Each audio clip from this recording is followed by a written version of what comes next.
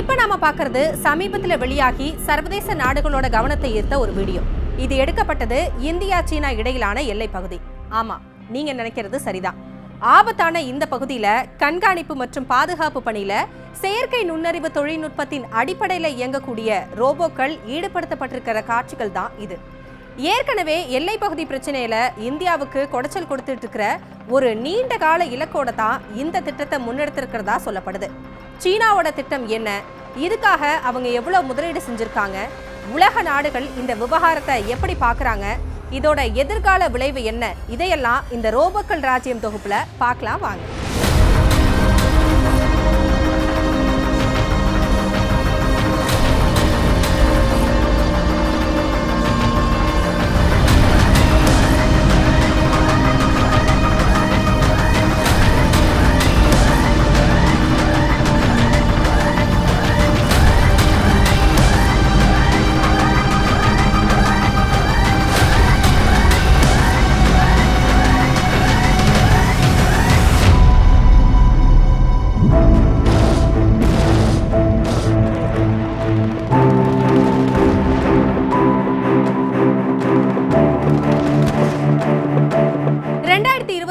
ஆண்டோட தொடக்கத்துல நாம நிக்கிறோம். போர்க்களத்தோட தோற்றம் இப்ப மாறிடுச்சு. மனிதர்களோட ரத்தத்துக்கு பதிலா இனி எந்திரங்களோட எண்ணெய் தான் செதற போகுது. இதுக்கு முன்னோடியாதான் சீனா தன்னோட ராணுவத்துல ரோபோட்டிக் புல்ஸ்னு சொல்லப்படுற ரோபோட்டிக் ஓநாய்களை அதிகாரப்பூர்வமா களமிறக்கிருக்கு. ஆனா இது வெறும் தொடக்கம் தாங்கிறத நாம புரிஞ்சுக்கணும். சீனாவோட ராணுவமான மக்கள் விடுதலை படை இப்போ உலகத்திலேயே அதிநவீனமான AI மூலம் இயங்கும் ரோபோக்களை பயன்படுத்துது. ராணுவத்திற்கான ரோபோக்கள் தொடர்பான ஆராய்ச்சி மற்றும் உற்பத்திக்காக சுமார் 1500 கோடி அமெரிக்க டாலர்கள் செலவுல சீனா இந்த துறையை வளர்த்துட்டு வருது.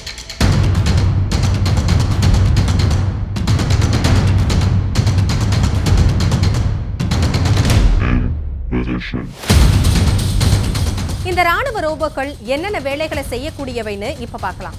24 மணி நேரமும் சோர்வின்றி எல்லைகளை கண்காணிக்கும் இந்த இயந்திரங்கள் இலக்குகளை துல்லியமா தாக்கும் திறன் கொண்டவை. இது மட்டும் இல்லைங்க, வீரர்கள் செல்ல முடியாத அபாயகரமான இடங்களுக்கு செல்லவும் மனித இனத்தின் போர் வெறி உணர்ச்சியோட சாபமா மாறிப்போன கன்னி வெடிகளை அகற்றும் ஆபத்தான பணிகள்ல இந்த ரோபோக்கள் அனாயசமா ஈடுபடக்கூடியவை. உணர்ச்சிகள் இல்லாததால போர்க்களத்துல பயமோ அல்லது தயக்கமோ இன்றி இவை செயல்படும். நவீன தொழில்நுட்பங்கள் மூலமா எதிரி படைகளை நிலைக்குலைய செய்யும் ஒரு டிஜிட்டல் ஆயுதங்களா இந்த ரோபோக்கள் உருவெடுத்திருக்கிறதுனால எதிர்கால போரின் மூளை மற்றும் கால்கள்னு இந்த ரோபோக்களை அழைக்கிறாங்க.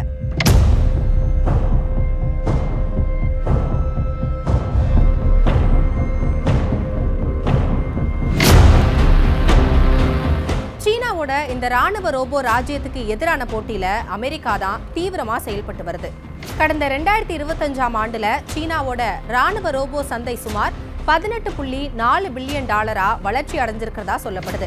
அமெரிக்காவோ மனிதர்கள் மற்றும் இயந்திரங்கள் இணைந்த கூட்டணியா மனித இயந்திரங்கள்ல கவனம் செலுத்தி வர நிலையில சீனா முழுமையா மனிதர்களின் உதவியின்றி அல்லது AI தொழில்நுட்பம் மூலமா இயங்குற தன்மையை நோக்கி நகருது. போர்களற்ற சமூகத்தை நோக்கி நகர வேண்டிய ஒரு காலகட்டத்துல ஒரு புதிய ஆயுத போட்டியை நோக்கி உலக நாடுகள் நகர தொடங்கி இருக்கிறது ஆரோக்கியமானதான்ற கேள்வியை எழுப்புறாங்க சமூக நல்லிணக்க செயற்பாட்டாளர்கள்.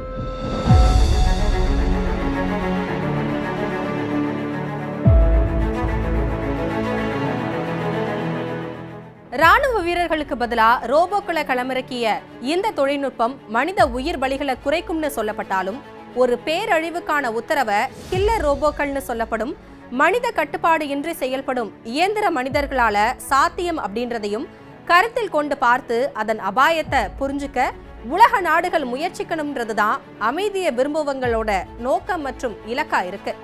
அதே போல ஒரு ரோபோ தவறுதலா ஒரு முடிவை எடுத்தா உலக பாதுகாப்புக்கே அச்சுறுத்தலா அமையுங்கிறதுனாலையும் அப்படி ஒரு நிகழ்வு அரங்கேறினா அதுக்கு யார் பொறுப்பு ஏற்பாங்க அப்படிங்கிற கேள்விகள் எழுது.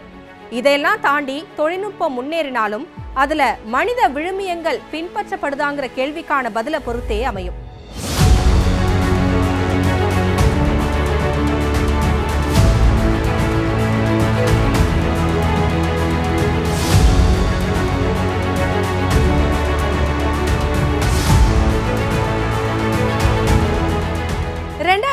2027க்குள்ள உலகத்தோட முன்னணி ரோபோட்டிக் சக்தியா மாற திட்டமிட்டு இருக்கிற சீனா அதுக்கான வேலைகள்ல படு தீவிரமா இயங்கிக்கிட்டு வருது.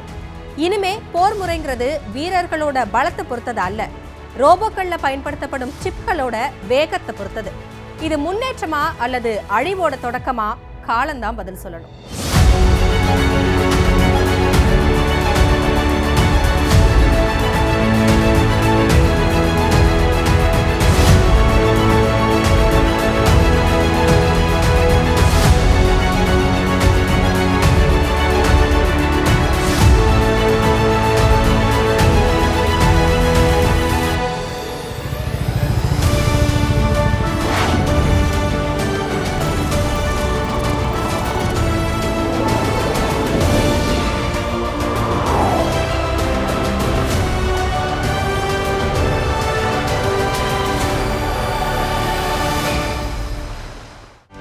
செய்திகளை உடனுக்குடனும் துல்லியமாகவும் தெரிந்து கொள்ள சப்ஸ்கிரைப் பண்ணுங்க.